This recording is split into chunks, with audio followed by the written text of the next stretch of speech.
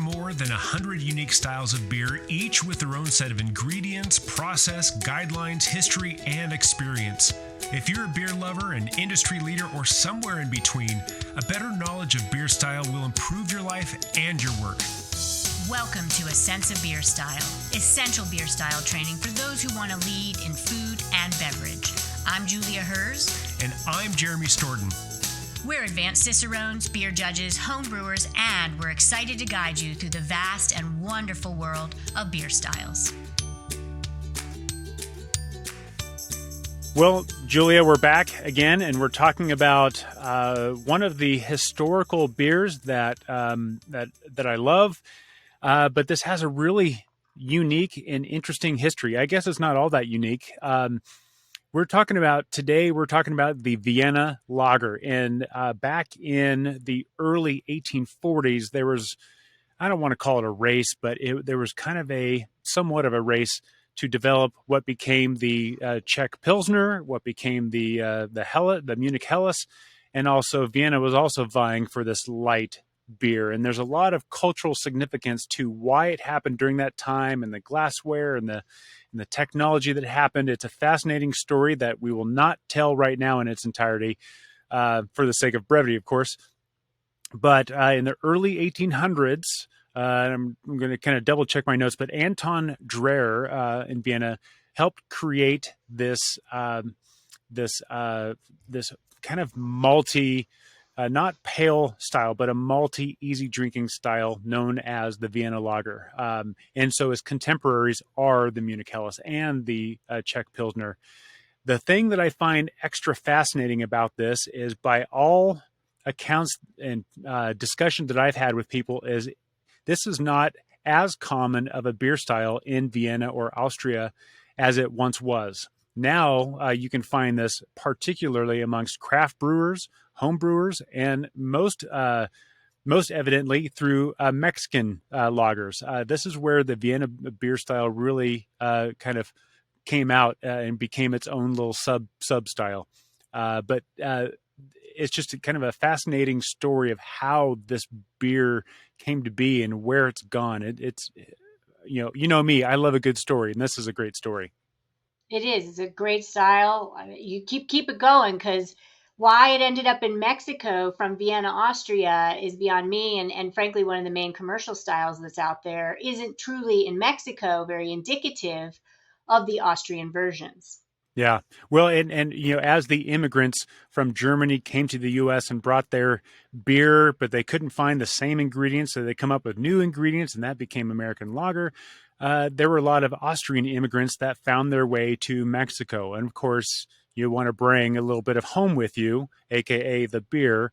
And that really kind of launched the beer scene in Mexico from, as far as what we think of Mexican beer now, really traces its roots back to these Austrian brewers. And so that's just a fun little tidbit about the style. But the style, we still see it fairly often, particularly craft brewers, like I mentioned. Mexican lagers have changed somewhat. They've become more adjunct laden, so they're not as true to their roots as they once were. But the history is there, the ancestry is there. But with all the contemporaries of the beer, it's still relevant. It's still important to know. It's still important to taste. And we still see it pretty often. And so it's fairly reasonable to find them. But let's talk about this beer a little bit more. Julia, let's start with the ingredients. What do you expect to find in this Vienna Lager? Yeah, and I'll say the ingredients and this classic beer style really inspired the amber lager movement. And the amber lager movement includes everything from Dos Equis in Mexico to Sam Adams Boston Lager. Look at Brooklyn Lager. These are darker colored lagers with some influence from some umph.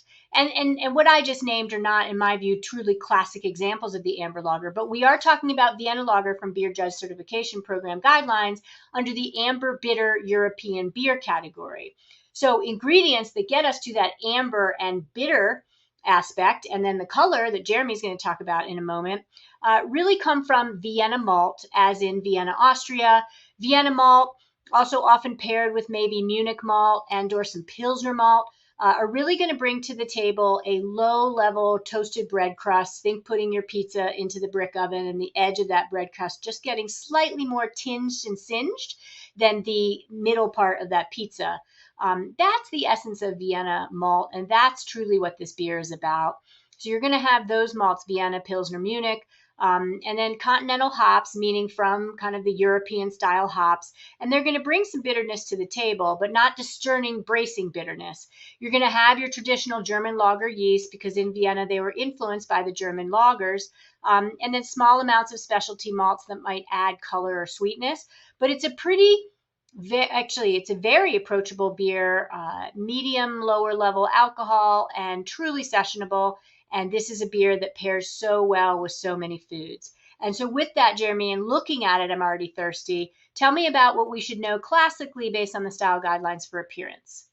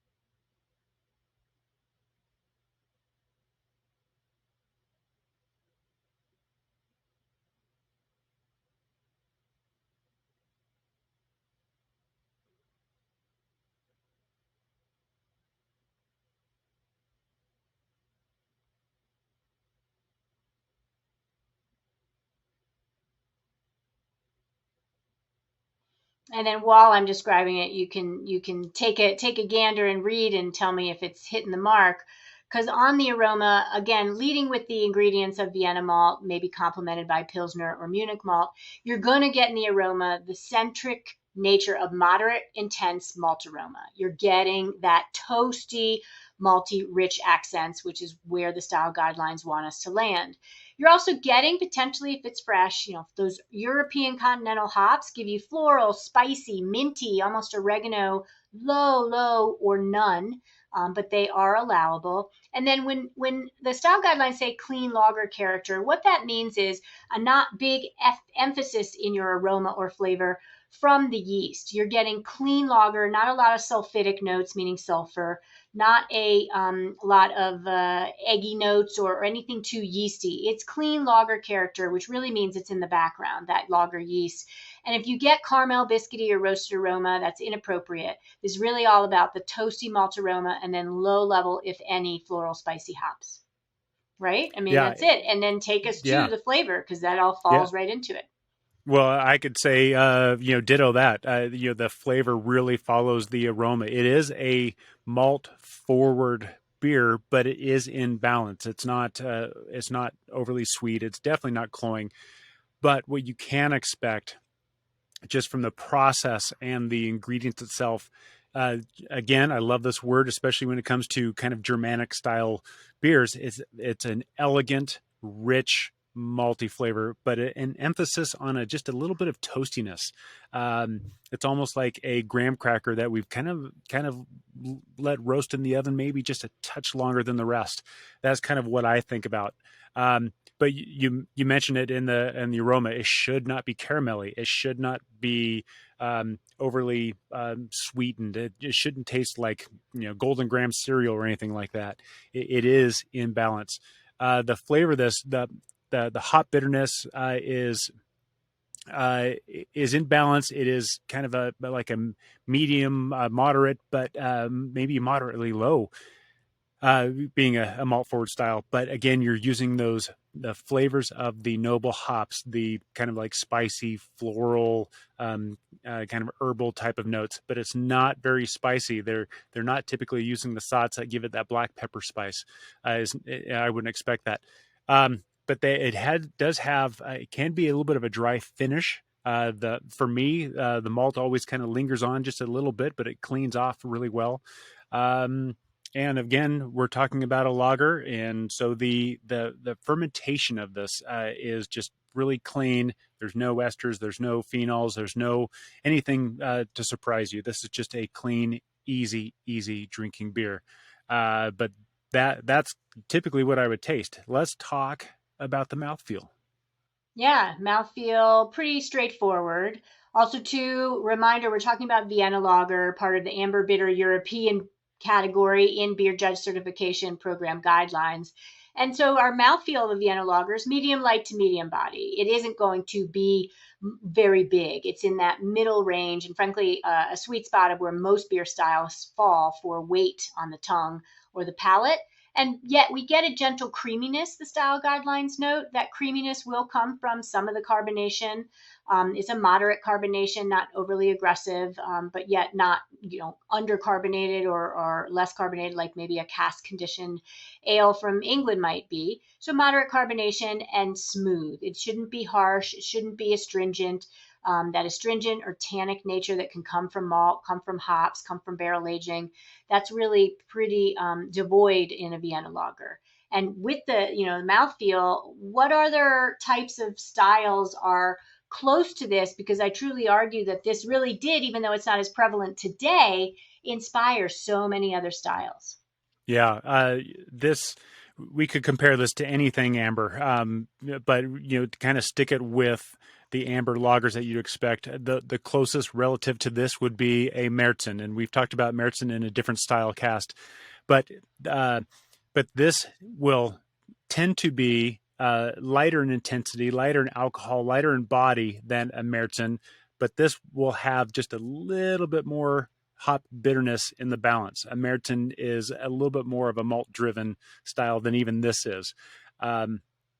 But again, this will be a little bit lower in alcohol. We'll talk about those numbers in a minute. But we could also compare this to a Czech amber lager. This is, even though it is going to be rich and malty, the Czech amber lagers tend to be even more rich and even maltier. But those would be probably its closest relatives. When we start talking about amber ales, now we start having conversations about the yeast and different ingredients and flavor profiles. So it's not as good of a conversation. That we need to keep this in the malty lager realm when we talk about that. And Jeremy, I have a quick story for you real quick. You're helping me flash back to one of the times of several that I sat for Master Cicerone, and we were served blind a barrel-aged Vienna lager. Now, I do not want to confuse anyone if we're calibrating to the style guidelines. This style Vienna lager has nothing to do with barrel aging, but you can do anything to any beer and any style. And I second guessed myself. I was the only one in my head, maybe others had it but didn't admit it, to saying that it was a Vienna lager on paper, and then I changed it to Märzen. And then there was the reveal at the end. When you test, they do reveal because it's a teaching and learning moment. And I was just like, oh my gosh, I should have remembered. It's drier than a Märzen. It's a little bit more bitter. And I knew it. I knew it in my heart of hearts, but I just talked myself out of it. And that just goes to show that some of these styles, and the style differentiation can be minuscule, and that's the hard part, but it is significant enough to create that differentiation. But just know this sits in that same realm as Märzen and a Czech amber. But we mentioned before that we're not likely to see Austrian versions of this as much, if at all, anymore. But what styles or what commercial examples would we see out of this beer if we were looking for them? And it's fascinating because when you look up commercial examples in the Beer Judge Certification Program guidelines from 2021, it's not surprising to me that three, if not four, of the breweries mentioned aren't even from Vienna. You've got, Chuckanut Vienna Lager, and anything from Chuckanut out of Bellingham, Washington is German, true and true.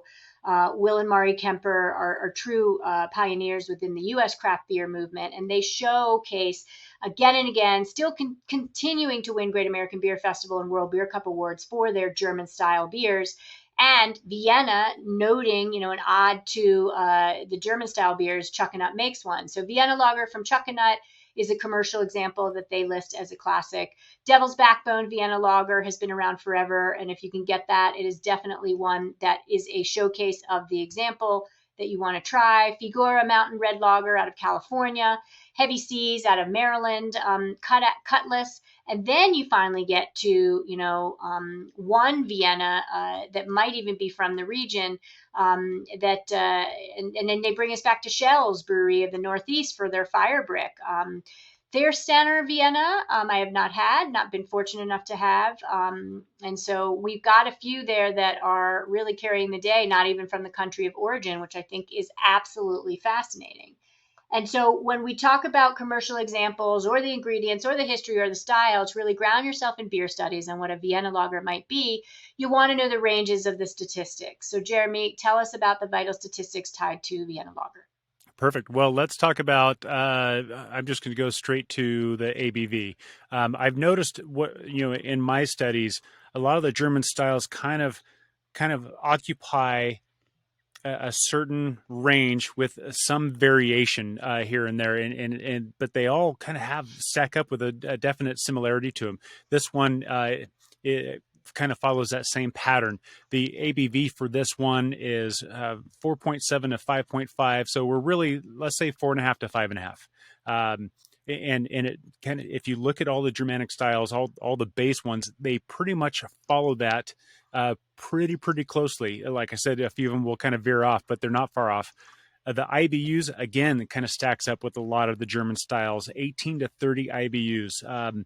And if you had to take a stab at most of the German beers, I would stab at 20 to 30, and you'll be right more often than not. But this is where this gets a little bit interesting. The SRM is from the 9 to 15 range. So we're getting to like deep golden, light amber, all the way to copper sits right about 15 SRM. And this kind of hits right in that range. When we talk about original gravity, again, this is not the most important statistic, but it's just good to know. We're at 1048 to 1055. To me, that just lets me know about what ABV it's going to be. More importantly, in my mind, is that final gravity, 1010 to 1014. It's going to have a little bit of body, not a lot, but just enough to be able to tell the difference. And that's, that's when we talk about those stats, that's where you don't have to memorize all the stats unless you're studying for a test, but they do tell a story. They do give you clues to kind of put this all together. But now that it's all put together, let's figure out what we should put it together in. And this is my vote of where I've gone. But Julia, you're up. What would you put this in? Probably a similar half liter, whole liter stein, or a fluted glass might be fine. That's kind of got a foot and then it flares out.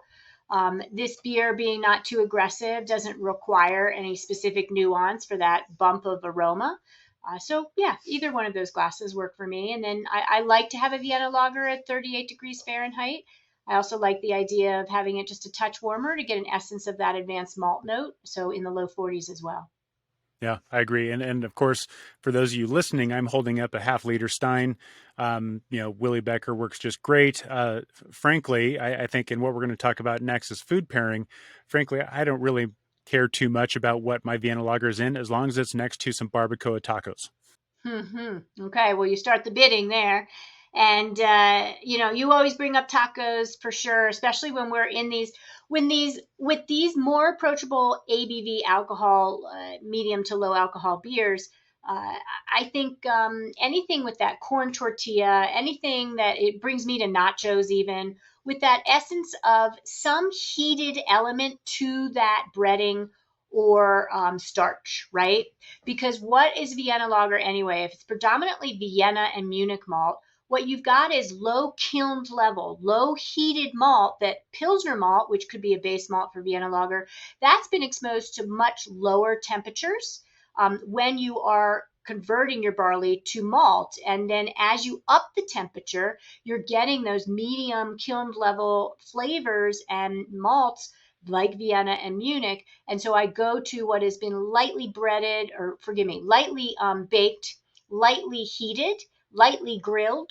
I don't want too much because then I'm looking for synergies with really things that have been higher temperature influenced, like something that's charred, right? Something that's a little bit more burnt or seared. So I'm going with grilled meats and vegetables. I'm sticking with my nachos, mild cheeses, and then almond biscotti is something that we have on craftbeer.com that I think is a fabulous suggestion, where you can get Vienna Lager has that toasty, as we talked about, bread note, not too biscuity, not too caramely, but think toasty bread note, and now think almond biscotti. And I think you've got a lot of synergy there. Yeah, and I do have to say, this is one of my favorite beers to pair with something a little bit spicy. And so I tend to go toward tacos anyway. I mean, honestly, who doesn't? But this beer, the Vienna Lager especially, goes well with tacos. But anything spicy, like a medium curry, or like a Thai drunken chicken, or even some really good seafood, some like steaky type of fish, like a swordfish or shark, or some blackened salmon or something like that. That would really bring out this sweetness and really kind of synergize well, I think. I think that's where I'd go with this. Yeah, it's a great food pairing beer, great beer that will take you to many places. Hard beer to find. Encourage the breweries that do brew it by trying it and buying it, and then branch out to the other, brew it yourself. Hells yeah, totally. And I've got a Vienna Lager, frankly, and then a Marzen, and I want to compare by brewing the two, how different they are from my home brewery. So great point there for sure. Yeah. But that's kind of what we have to say about Vienna Lager. Good luck, and find one and drink it and enjoy it and pair something delicious and spicy with it. That's all I have to say about that. Cheers to you all. Cheers. Thank you for listening to A Sense of Beer Style, the essential beer style training for those who want to lead in food and beverage. With advanced Cicerones, me, Julia, and me, Jeremy. Tune into the next episode as we continue exploring the world of beer styles and what to make of them. We encourage you to listen to the prepisodes to build your foundation and better understand beer styles. And before the next episode, I'd like to ask you to review the show and let us know what you'd like featured in upcoming episodes. Until next time, here's to you and your sense of beer style. Thank you for listening. Cheers.